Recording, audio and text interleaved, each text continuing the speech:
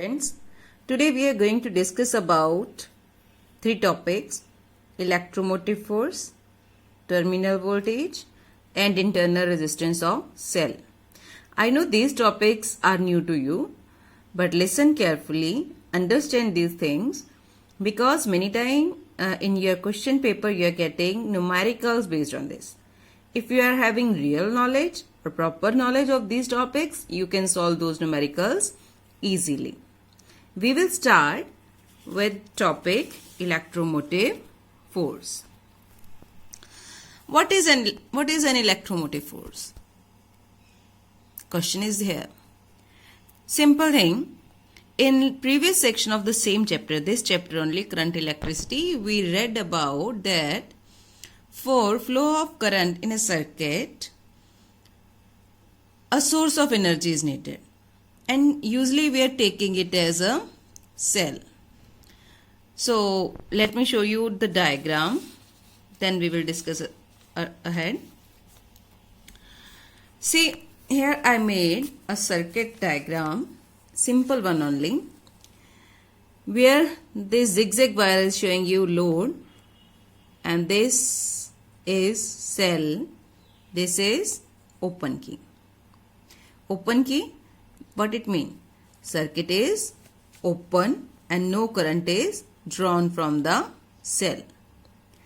At this moment, when we adjusted everything but circuit is open, that time the potential difference between these two terminals of cell, okay, potential difference between these two terminals of cell is known as EMF. Is it clear? Potential difference between these two terminals of cell is known as EMF. So if you have to define EMF, what it is? Simple thing, for one, you are knowing only that it is the potential difference between these two terminals. Otherwise you can say it is the energy spent on a unit charge to flow through the complete circuit. Why I used word complete? It means outside the cell, okay, and then inside also. So first let us discuss, as we already discussed, let us give a look to the definition. It is defined as the energy spent per unit charge in taking a positive charge around the complete circuit of cell. So as we did, it is, as we already discussed in previous part, potential difference is equal to work done upon charge. What is voltage? We earlier defined it is the amount of work done in bringing unit positive charge from one point to other. So same way here you can define epsilon W upon Q naught, where Q naught is test charge. I think this thing is clear to you. We will discuss about now the things on which the EMF of a cell depend. It depends upon material of electrodes. What are electrodes? Are you knowing? Like you read about rice cell in lower classes, there was one positive terminal, another negative terminal. To that positive and negative terminals, each cell is having one positive terminal and one negative. We are saying electrodes. Okay. Then the electrolyte used. What is an electrolyte? In which electrodes are immersed. Due to those means, if there is a cell liquid, we are saying it is electrolyte, and the strips or terminal are known as, these are known as electrodes. Okay, and it is independent of which thing? It is independent of shape of electrode, and what is the distance between electron, and third thing, amount of electrolyte. It do not depend upon shape of electrode, amount of electrolyte, and distance between them. It depends upon only the type of electrode and electrolyte. Now it is about terminal voltage. For EMF, we define energy spent on unit charge for the flow of current in complete circuit. For terminal voltage, from name itself you can see it depends upon it is related to terminals only. So how much energy is spent on the movement of charge outside the cell? That is known as terminal voltage. Look at this diagram. Here circuit is complete and current is flowing through the circuit. So in closed circuit, when current is drawn from the cell, what is the potential difference between these two terminals is known as terminal voltage. Means here we are not dealing with the potential difference inside the cell. We are dealing only with the outside potential difference. Hence, terminal voltage is defined as the work done per unit charge in carrying positive charge around the circuit connected across the terminals of cell. Okay. How to write it? We are writing with capital V, that is equal to work done dash upon Q naught. Why we had written in this way? Because previously we defined EMF W upon Q naught. Okay.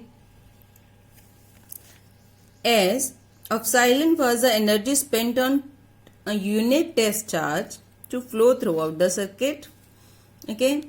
And V naught is only outside the cell. Energy spent on unit charge to move around in the circuit only outside the cell. From that we can conclude that V is less than epsilon. Means terminal voltage is always less than EMF.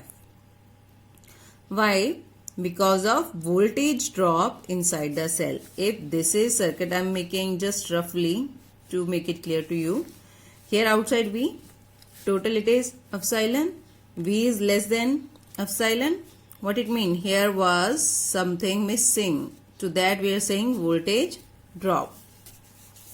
What voltage drop is? It is the work done in carrying a unit charge through the electrolyte, okay, in the cell. So how much work done here on the unit charge? That is known as voltage drop. With small v we are writing it. Then what is the relationship between EMF, terminal voltage? Okay, let us discuss about it. Simple thing. See, we were saying from the starting, epsilon is work done on test charge throughout the circuit, and V is work done between the two terminals of cell. So work we were doing here. For terminal voltage, we mentioned W when we were writing this formula, W dash. So here also W dash plus W, small one. Why small? It is the work done inside the cell. It is outside the cell in circuit. Together it will be equal to work done throughout the complete circuit. So we applied law of conservation of energy. Okay, further divide all the three terms, or we can say left hand side and right hand side by Q naught. What we got here? W upon Q naught is equal to W dash upon Q naught plus W upon Q naught. This thing, W upon Q naught, whole work done upon test charge, is epsilon. This is terminal voltage. This is voltage drop. So from here you can write that terminal voltage is equal to EMF minus voltage drop.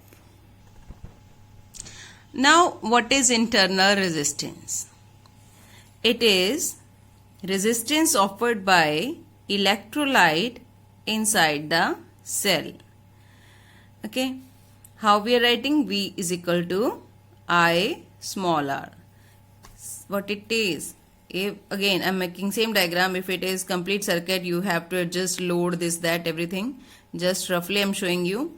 And here it is cell. Then let me show it to you clearly.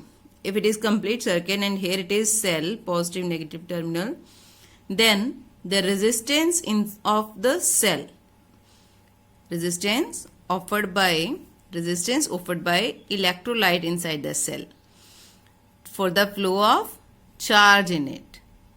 Okay, cell itself is having some resistance. To that resistance we are saying internal resistance. How to calculate it? Simply R is equal to V, small v. Small v is representing voltage drop and I is flow of current. So small r is equal to V upon I. Hope it is clear to you. If there is any doubt, you can ask anytime. Thank you.